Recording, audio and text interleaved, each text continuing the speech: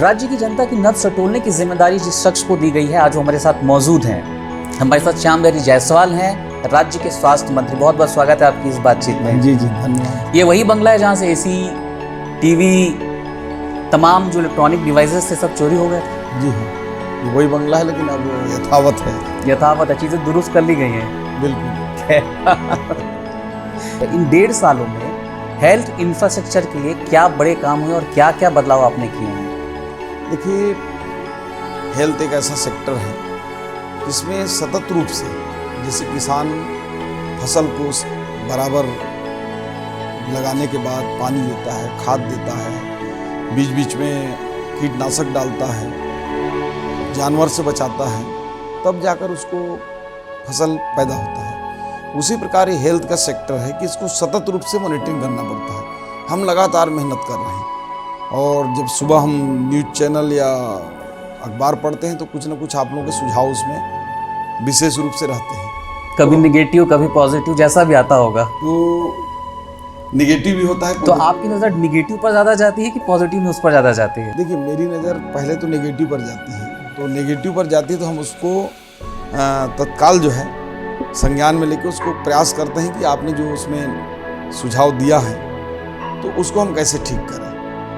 तो उसी प्रकार के हेल्थ है, लगातार सतत रूप से मॉनिटरिंग करते हुए इसको आगे बढ़ाने का है। इन 1.5 सालों में हम लोगों ने 2 प्रकार से हेल्थ में बड़े काम किए। पहला तो इंफ्रास्ट्रक्चर डेवलपमेंट का है। इसमें आप देखेंगे कि अभी तक के इतिहास में ऐसा किसी भी सरकार में आज़ादी की बात से ऐसा कभी नहीं हुआ होगा कि 5-5 मेडिकल कॉलेज 1 सालों में हमने स्वीकृत किया। और केवल स्वीकृत ही नहीं, हम उसको संचालन की प्रक्रिया के लिए पूरी तरह से प्रक्रिया प्रारंभ कर दिए हैं। कॉलेजों के, मेडिकल कॉलेजों के टेंडर कर दिए हैं। और जो सुपर स्पेशलिटी है, जो केवल डीकेएस रायपुर में अभी तक था, हमने बिलासपुर चालू कर दिया। हम जगदलपुर चालू करने वाले हैं। बिलासपुर में हमने स्वीकृत कर दिया है, उसकी टेंडर प्रक्रिया होने वाली है। तो इस प्रकार से जो सुपर स्पेशलिटी है वो हर संभाग में उपलब्ध हो सकेगा। इसी प्रकार से अभी तक के इतिहास में 6 फिजियोथेरेपी कॉलेज एक साथ हमने इस बजट में दिया है। अभी तक कुल 8 नर्सिंग कॉलेज प्रदेश में आज़ादी के बाद से, लेकिन 8 के अलावा 12 नर्सिंग कॉलेज इसी बजट में हमने दिया 1 साल में। सिर्फ 8 थे, और अब 12 एक मुश्त दे दिए हैं। सीधा 1.5 गुना जितना था उसका 1.5 गुना। योग और नेचुरोपैथी हमारी, आयुर्वेद और योग हमारी पुरानी विधा है। तो माननीय प्रधानमंत्री जी ने छत्तीसगढ़ में देश का 3रा योग और नेचुरोपैथी का रिसर्च सेंटर और 100 बेड हॉस्पिटल ये एनआईटी के सामने स्वीकृति प्रदान किया है। उसका भूमि पूजन भी हो चुका है, टेंडर हो गया है, जल्दी काम चालू होगा। इसके साथ साथ 4 बड़े नेचुरोपैथी, मनेंद्रगढ़, आपका जगदलपुर, अपने कवर्धा, ऐसे 4 जगहों में हमने योग और नेचुरोपैथी का भी सेंटर स्वीकृत किया है। इसके साथ साथ प्रदेश में जो मेंटल स्थिति है लोगों की, मेंटल स्थिति से मतलब नहीं कि कोई पागल हो जाए तभी मानसिक चिकित्सालय में निकला है। कई आजकल टेंशन है, अवसाद है, पारिवारिक कला है, व्यवसाय का है, नौकरी का है, तमाम ऐसे मानसिक रूप से जो परेशानी है लोगों को आ रहा है। सेंद्री में अभी तक हमारा एकमात्र बड़ा हॉस्पिटल था। ठीक है। उसे हमारे मेडिकल कॉलेज में हम सभी जगह विंग बना रखे हैं। तो सेंद्री में भी हमने 100 बेड और बढ़ाया। मनेंद्रगढ़ में एक नया मेंटल हॉस्पिटल नॉर्थ छत्तीसगढ़ में किया, और साउथ छत्तीसगढ़ में जगदलपुर में एक मेंटल हॉस्पिटल इस बार स्वीकृत हमने किया है। तो इस प्रकार से हम कह सकते हैं कि इंफ्रास्ट्रक्चर और सुविधाओं को बढ़ाने के लिए हमने सीधे अभी तक जितनी सुविधाएं थी उसको 1.5 से 2 गुना बढ़ाने का सीधा किया। मेडिकल कॉलेज के क्षेत्र में हमने 1.5 गुना कर दिया, 10 से 15 हो गए। इसमें अपना 1.5 गुना हमने बढ़ाया, किसमें 8 से 12 कर दिए, 8 से 20 हो गए, सीधे 2.5 गुना बढ़ गया। पहले 8 था, 20 हो गया। ये कोई छोटी मोटी बात नहीं है। फिजियोथेरेपी कॉलेज सीधे 1 से 6 हो गया, अभी 1 ही है हमारे पास। ठीक है मंत्री जी, ठीक है, तो उपलब्धि सरकार के तौर पर दस्तावेजों में दर्ज होती ही है, घोषणाओं में दर्ज होती ही है, लेकिन सबसे महत्वपूर्ण पहलू ये होता है कि जमीनी इम्प्लीमेंटेशन इन सब चीजों का कैसा है। उस पर भी यार मैंने 2 पारदर्शिता क्या बढ़ती जाएगी, जो डेडिकेशन सरकार का इसे एक जमीन पर उतारने और इसे सुचारू रूप से संचालित करने के लिए होनी चाहिए, उसकी कटिबद्धता क्या है? देखिए, मैं उसी पर आ रहा था। पहला तो इंफ्रास्ट्रक्चर हो गया, और दूसरा जो हेल्थ सर्विसेज हैं। आप देखेंगे कि पहले क्या होता था, पिछले सरकार में आप लोग कई दिन तक चलाए, रीजेंट घोटाला, 50 करोड़ के रीजेंट खराब हो गए, दवाइयाँ एक्सपायर हो रही हैं। तो हम एक नेक्स्ट जेम एक पोर्टल तैयार किए हैं भारत सरकार की मदद से। उसमें किसी भी गोडाउन में, किसी भी हॉस्पिटल में कितनी दवाइयाँ हैं, कितने रीजेंट हैं, वो आप पब्लिक डोमेन में आप भी देख सकते हैं। इस चैनल के बाद मैं आपको दिखलवा भी दूंगा कौन सा हॉस्पिटल में कौन सी दवाई है, किसकी कमी है, कौन सा दवाई डॉक्टर लिख रहा है, तो ये पता चलता जाए, ये पूरा ट्रांसपेरेंसी आ जाए। अभी तक मेडिकल कॉलेजों में जो ऑटोनॉमस बॉडी था वो बैठक हो नहीं पाता था, उसके पूरे पावर हमने डेलीगेट उनको डिलीवर्ड कर दिए नीचे में।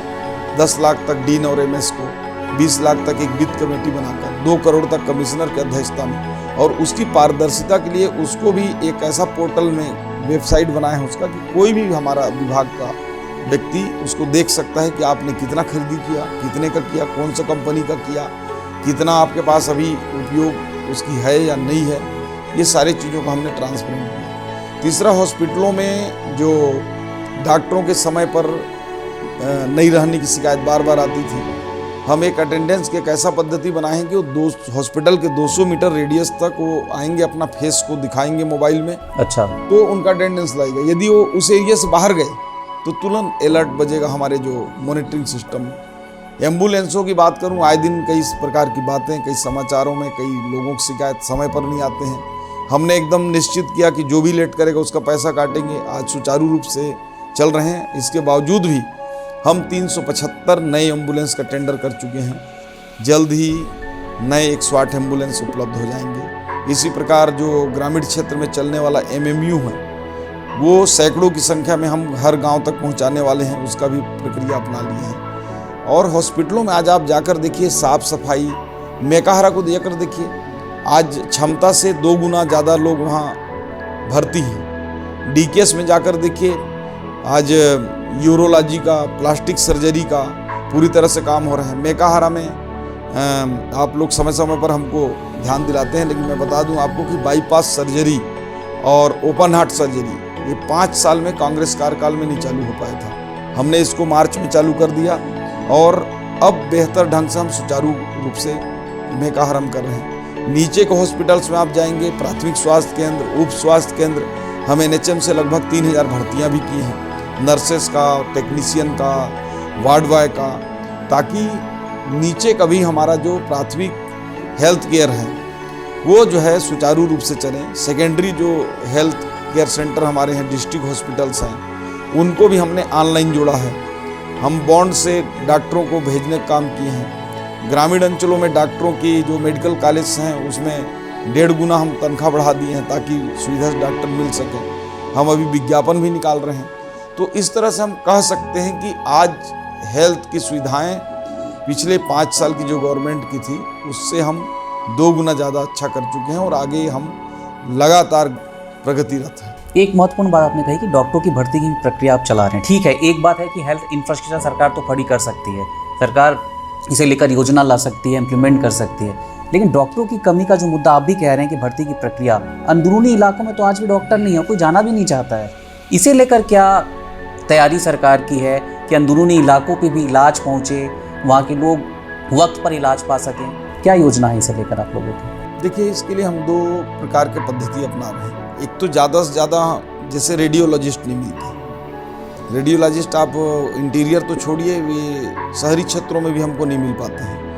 तो हम अपनी जो मशीनें हैं और उसमें टेक्नीशियन के माध्यम से जो टेली रिपोर्टिंग है कि वहाँ बैठ के जगदलपुर में या दंतेवाड़ा में कोई सिटी हो गया और उसका रिपोर्ट ऑनलाइन आके रायपुर से हम एक अपने मेडिकल कॉलेज से रिपोर्ट भिजवा दिए, उसके आधार पर वहाँ डॉक्टर दवाई लिख दिए। तो एक तो हम रेडियोलॉजी से हो या फिर डायग्नोस्टिक का हो, हम टेलीपैथी और टेली रेडियोलॉजी और टेली सिटी स्कैन के माध्यम से हम वो कर रहे हैं। और दूसरा जो ग्रामीण अंचल में हमारा प्रयास रहा, पिछले बार भी हम बॉन्ड से जो डॉक्टर भरे ग्रामीण अंचलों में, उसको हमने 70% ग्रामीण अंचलों में भेजा। इस बार हम उसको बढ़ाकर 80 से 90% करने वाले हैं। उसके साथ ही साथ बेसिक चीज़ ये है कि गांव में या जनरली हमारे ब्लॉक मुख्यालय लेवल तक भी अगर स्वास्थ्य सुविधाएं अच्छी हो जाएं तो मुझे लगता है कि एक बड़ा लोगों को, प्रदेश के लोगों को राहत मिलेगा।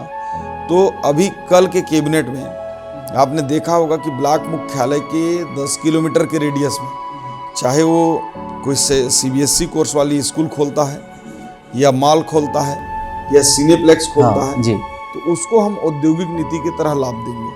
तो जब ब्लॉक लेवल के स्तर तक सारी सुविधाएं मिलने लगेंगी, बच्चों की पढ़ाई के, मनोरंजन के, खरीदारी के, रहने के, तो ग्रामीण अंचलों में डॉक्टर्स भी रुकेंगे। तो ये सब हम कवायद जो है कर रहे हैं। एक सवाल ज़रूरी ये भी लगता है कि आयुष्मान कार्ड जो सरकार ने दे रखा है, लोग उम्मीद से जाते हैं प्राइवेट अस्पतालों के, आयुष्मान कार्ड है, सरकार ने दिया है, 5 लाख तक का इलाज हो जाएगा, लेकिन अस्पताल जो है प्राइवेट हॉस्पिटल लौटा देते हैं और ये दलील देते हैं कि सरकार हमारा पूरा बकाया नहीं दे रही है, तो हम कहाँ से इलाज करेंगे। ये व्यवस्था दुरुस्त क्यों नहीं हो पा रही? हालांकि मैंने अखबारों में पढ़ा है, न्यूज़ हमने भी खबरें चलाई हैं कि इस सरकार ने बहुत से अस्पतालों का बकाया भुगतान किया है, लेकिन आज भी स्थिति जस की तस है, आज भी लोग आयुष्मान पर इलाज नहीं कर रहे हैं। देखिए, आप जो बातें बता रहे हैं वो पुरानी हो गई है। पिछले सरकार ने लगभग 1400 करोड़ रुपए का देनदारी छोड़कर हमारे ऊपर चले गए थे और उन 1400 करोड़ का मार जो है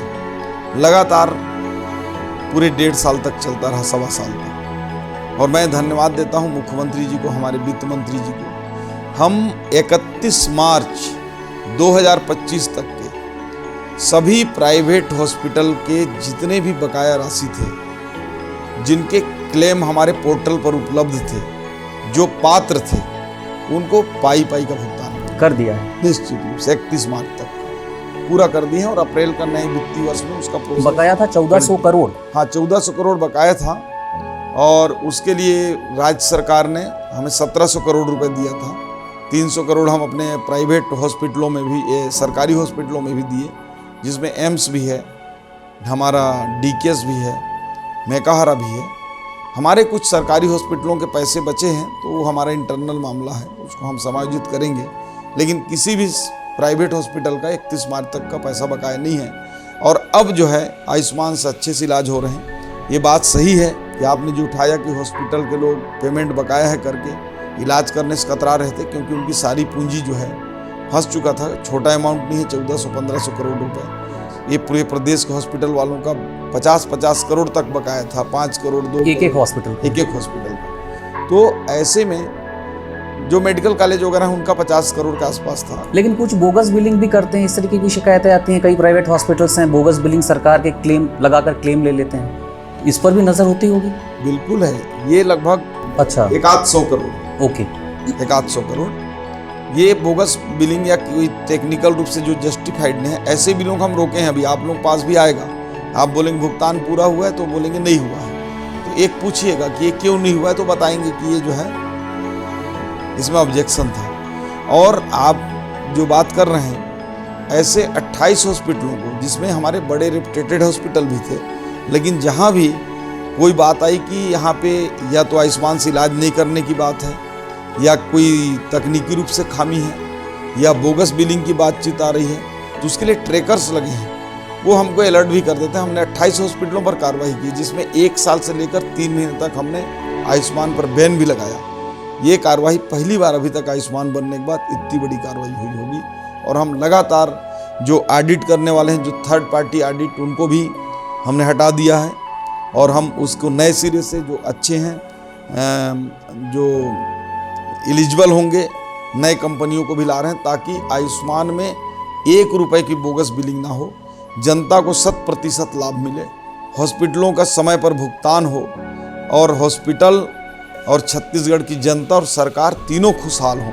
ऐसी प्लानिंग हम आयुष्मान में करने जा रहे हैं। फूड एंड ड्रग डिपार्टमेंट भी आपका है। पिछले दिनों लगातार छापे पड़े और 5000 किलो से ज़्यादा पनीर, नकली पनीर बरामद किया गया।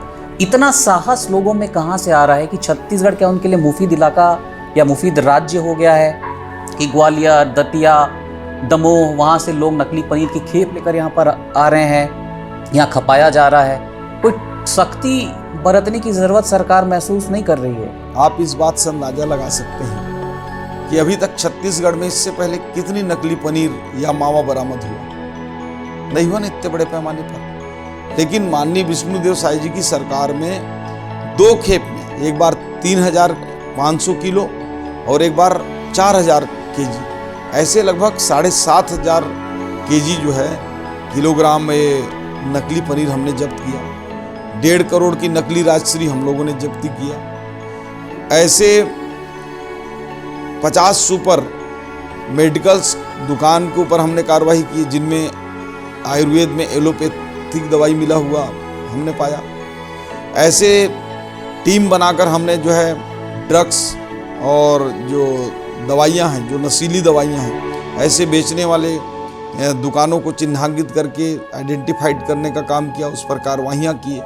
तो ये पहली बार फूड एंड ड्रग्स का काम जो है दिख रहा होगा। हमने KFC में भी छापे मारे, उसकी गुणवत्ता की जांच की, कई बड़े हॉस्पिटलों में, होटलों में भी हमने जांच किया। तो ये हमारे फूड एंड ड्रग्स विभाग का सतर्कता दिखाता है और बेहतर काम कर रही है। और हम तो एक कदम और चलकर 50 करोड़ की लागत से, लगभग 50 करोड़ की लागत से एक बड़ा लैब का सेटअप यहाँ बना रहे हैं। अभी हमारे जो सैंपल्स हैं कलकत्ता या बॉम्बे हम भेजना पड़ता है या दिल्ली, कई बार तो अर्जेंट जो सैंपल होता है उसको तत्काल जो 24 घंटे में पहुँचना होता है, विशेष रूप से हमको जहाज़ में भेजना पड़ता है।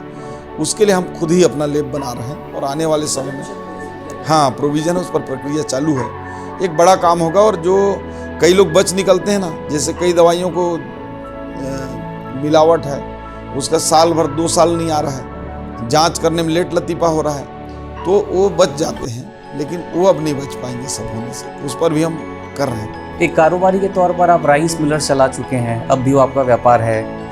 पिछले दिनों जब ये डिस्प्यूट सरकार के साथ राइस मिलर्स का हुआ तमाम विषयों को लेकर, तब दीपक बैज ने एक बयान दिया और ये कहा कि श्याम बिहारी जायसवाल सरकार और राइस मिलर्स के बीच ब्रोकर का काम कर रहे हैं। इस पर क्या कटाक्ष है आपका? जो जैसा रहता है वैसा सोचता है। ये ब्रोकर का, दलाली का काम कांग्रेस सरकार में होता था, ये बात सही है। मैं राइस मिलर अभी भी हूँ और 25 साल पुराना राइस मिलर हूँ। अभी क्या नहीं हूँ कि कोई राजनीति में आने के बाद या विधायक मंत्री बनने के बाद मैंने राइस मिल खोला हो। 25 साल पुराना राइस मिलर हूँ। और ये बात भी सही है कि मैं सरकार में मंत्री भी हूँ। तो सरकार में मंत्री होने के नाते भी मेरा नैतिक दायित्व था कि जो धान खरीदी प्रभावित हो रहा था, धान का उठाव प्रभावित हो रहा था, उसको लाइनअप करना, उसको सामान्य रूप से चलाना। दूसरा, मिलर होने के नाते ये भी दायित्व था कि मिलर्स की जो जिनाइन मांगे हैं वो सरकार के माध्यम से आ जाएं। मैं ब्रोकर का काम नहीं किया था, मैंने सेतु का काम किया था। मैंने बीच में मध्यस्थता करके उन दोनों चीज़ों को, मिलर्स की बात को सरकार के सामने और सरकार की बात को मिलर्स के सामने लाकर हमने हल किया। और आज उसका सुखद परिणाम है कि हम किसान का एक एक दाना धान खरीदे और 150 लाख मीट्रिक टन धान खरीदी। एक एक रुपए का हमने भुगतान कर दिया। आज छत्तीसगढ़ में जितना FCI को, जितना नान को धान चाहिए, चावल चाहिए, वो सारे धान उठ चुके। जो बचा हुआ धान है उसको हम नीलाम भी कर रहे हैं, ताकि छत्तीसगढ़ के जो किसान हैं उनके पसीने से उगाया हुआ धान का एक एक दाना है वो राज्य या राष्ट्र के लोगों को उपयोग के लिए एक एक दाना उपयोग हो सके। और हमारी नीलामी प्रक्रिया भी लगातार चालू है। चूँकि धान का जिक्र हुआ, आप खुद किसान रह चुके हैं, छत्तीसगढ़ में भाजपा किसान मोर्चा के भी अध्यक्ष रहे हैं, और चूँकि जिक्र हुआ इसलिए सवाल आपसे पूछ रहा हूँ। विधानसभा में अभी बजट सत्र के दौरान नेता प्रतिपक्ष ने यह कहा कि छत्तीसगढ़ सरकार 120 लाख मीट्रिक टन धान खरीदी का लक्ष्य लेकर चल रही थी। जो पैदावार जो है धान की वो 110 लाख मीट्रिक टन है। 149 लाख मीट्रिक टन की धान खरीदी। और जिस तरीके से सवाल बतौर नेता प्रतिपक्ष चरणदास महंत उठा रहे हैं, उसे किस तरीके से आप काउंटर करते हैं? इतनी बड़ी तादाद में बम्पर खरीदी पहली बार। देखिए, पिछले बार भी 145 लाख मीट्रिक टन हुआ था, इस बार 150 लाख मीट्रिक टन के आसपास है। और इनके सरकार में जिस प्रकार से किसानों का रकबा काट दिया जाता था, खेतों में इनके जो पटवारी, RI, तहसीलदार खड़े हो जाते थे, ऐसा लगता था किसान धान की जगह में गांजा लगा लिया हो, भांग की खेती कर लिया हो। तो ये दबाव बनाकर, कितनों ही दबाव ये बनाए, फिर भी 1,10,000 मीट्रिक टन तक पहुँचे थे, 1,08,9 तक। और हमने किसानों को 15 कुंटल से 21 कुंटल का हमने खरीदी की छूट दे दिया तो 1.5 गुना के आसपास तो ऐसे ही हो गया। तो 110 लाख मेट्रिक टन ये खरीदे थे, 150 लाख मेट्रिक टन हम खरीदे, लगभग 1.5 के थोड़ा कम। रकबा भी खरीदी भी हमने 15 से 21 किया, 15 1.5 22.5, तो 1.5 से थोड़ा कम किया। तो ये तो रेशियो बराबर है, ये छोटा सा गांव का आदमी बता सकता है। अब नेताजी को सरकार की बुराई करना है तो कोई और बहाना खोज लेते, क्यों किसानों के पीछे लगे हैं। मतलब छत्तीसगढ़ के किसान उनकी नज़र में फसल नहीं उगाते। मंत्री जी, आप दवा के मंत्री हैं। पिछले दिनों आपकी एक तस्वीर आई, सोशल मीडिया पर वायरल भी हुआ कि दारू की क्वालिटी की गुणवत्ता की जांच करने आप किसी शराब दुकान पर पहुंच गए थे। तो ये विरोधाभास किस तरीके से था? देखिए, शायद आप लोगों को मालूम होगा, मैं बेवरेज कॉरपोरेशन का चेयरमैन भी हूँ, और नहीं भी होता तो मैं राज्य का मंत्री हूँ, सरकार का मंत्री हूँ। दवा और दारू एक साथ चल रहा है। शराब दुकान में अगर मैं गया तो उसको भूपेश बघेल जी भी ट्वीट किए थे। वो तो ऐसा ट्वीट कर रहे थे जैसे कि मैं शराब की दुकान में पीकर सो गया हूँ, ऐसा छवि बनाकर कर रहे थे। देखिए, सरकार का कर्तव्य है, उनके समय में ये दुकानों में नहीं जाते थे, किसी को जाने भी नहीं देते थे। केवल पीने वाला और बेचने वाला जाता था। एक काउंटर सरकारी शराबों का, एक काउंटर इनके खुद के शराबों का। तो अगर हम शराब दुकानों में नहीं जाएंगे तो कैसे पता चलेगा कि वहाँ क्या हो रहा है? कल को यही आरोप लगाएंगे कि पानी मिलाया जा रहा है, कल कोई बोलेंगे नकली शराब बेचा जा रहा है। तो शराब दुकान में जो बेचने वाले हैं, जो वहाँ काम करने वाले हैं, शराब दुकान में दुकानदार हैं, उनको ये पता रहे कि राज्य के मंत्री और अधिकारी कभी भी किसी दुकान में भी आ सकते हैं। शासन को चुस्त और दुरुस्त करने की दृष्टि से मैं वहाँ गया था और ये मेरा कर्तव्य भी था। मैं भविष्य में भी और शराब दुकानों में जाऊँगा। ठीक है, अब एक राजनीतिक सवाल आपसे ले लेते हैं कि चूंकि आप केमिस्ट्री से आपने पास आउट किया है, एमएससी किया है आपने केमिस्ट्री में। राज्य में इस वक्त कांग्रेस की जो स्थिति है, कांग्रेस के भीतर की जो केमिस्ट्री है, तमाम बड़े नेताओं का जो टकराव है, उस पर आपका क्या एक ओपिनियन है? कांग्रेस का जो केमिस्ट्री है, केमिस्ट्री में एक शब्द आता है लिटमस। तो जब दो उसको डालेंगे केमिकल को, तो लिटमस डालेंगे तो लाल हो जाता है या नीला हो जाता है, तो उससे पता चलता है कि उसकी स्थिति क्या है। तो कांग्रेस में अभी जरा सा 2 बूंद हम लिटमस डाल देंगे तो पता चल जाएगा उनकी स्थिति क्या है। ऊपर से ये एक दिखते हैं, लेकिन अंदर में बहुत घमासान है, बहुत घमासान है। प्रदेश अध्यक्ष का फैसला ही पिछले 6 महीने से नहीं कर पा रहे हैं, दिल्ली दरबार का दौरा कर रहे हैं। और ये कांग्रेस, देखिए, इसकी परंपरा रही है सदैव से, ये आपस में लड़ते हैं, टूटते हैं। कांग्रेस अभी तक आज़ादी के बाद से 20 टुकड़ा बट चुकी है और यहाँ सब स्वयंभू नेता हैं। न तो इनका कोई विचार है, न तो इनका कोई आदर्श है। इनका परिवारवाद, वंशवाद, बाहुबल, ये सारा परिविश्वास करते हैं। संगठन नाम की इनमें चीज़ नहीं। तो आने वाला फ्यूचर क्या देख रहे हैं आप? छत्तीसगढ़ में जिस तरीके से भाजपा की सरकार चल रही है, लोग तो ये भी कहते हैं कि कांग्रेस जिस लाइन तक पहुंची थी, उस लाइन को छोड़ करके उस लाइन को आगे भाजपा की सरकार बढ़ा रही है। जिस तरीके का एलिगेशन लगता है, उसे किस तरीके से आप काउंटर करना चाहेंगे यहाँ पर? सरकार कैसा चल रहा है ये किसी को बोलने या कहने से प्रमाणित नहीं होगा। उसका बड़ा प्रमाण आपने देखा कि सरकार बनने के 9 महीने के अंदर विधानसभा उपचुनाव हुआ, रिकॉर्ड मतों से हम जीते, 66% वोट हमको मिला। प्रभारी आप ही थे? हाँ, प्रभारी में ही था। 1 साल के अंदर नगरीय निकाय के चुनाव हुए, क्या रिजल्ट आया? 10 के 10 नगर निगम जीते, 80% नगर पालिका नगर निगम जीत गए। ग्राम पंचायतों के त्रिस्तरीय चुनाव हुआ, हम 100% जिला पंचायत जीत गए। 80% हमारे जनपदों में और ग्राम पंचायतों में हमारे कैंडिडेट जीते। तो अब एक कैसा प्रमाण चाहिए? कांग्रेस की जो लाइन थी, विकास की जो उनका लाइन था, वो तो पूरा विनाश का था, भ्रष्टाचार का था, छत्तीसगढ़ को लूटने का था। हम उस लाइन को पीछे छोड़ के जिस प्रकार को उन्होंने भ्रष्टाचार और अपराधों का, लूट खसोट का, प्रशासनिक आतंकवाद का, ये जितने बड़े इनके जड़ फैले थे, उन सारे को कुचलते हुए हम उससे डबल छलांग के साथ हम विकास की ओर छत्तीसगढ़ को ले जा रहे हैं। आज छत्तीसगढ़ की महिलाएं, युवा, किसान, बोलिए तो मैं इसकी व्याख्या भी कर दूं, आज 70 लाख से ऊपर महतारी वंदन की योजना से जो माताएं आज पैसे पा रहे हैं, वो उनका आत्मबल और वो सशक्त हो रहे हैं। किसान 31 रुपये धान पा रहे हैं। हम अभी विभिन्न ग्रामों में जाते हैं, जो सुशासन तिहार के माध्यम से जो शिविर लग रहे हैं, उनमें 50% से ऊपर किसान अभी तक खातों से पैसा नहीं निकाले हैं। ये बताता है कि छत्तीसगढ़ कितना समृद्ध हो रहा है।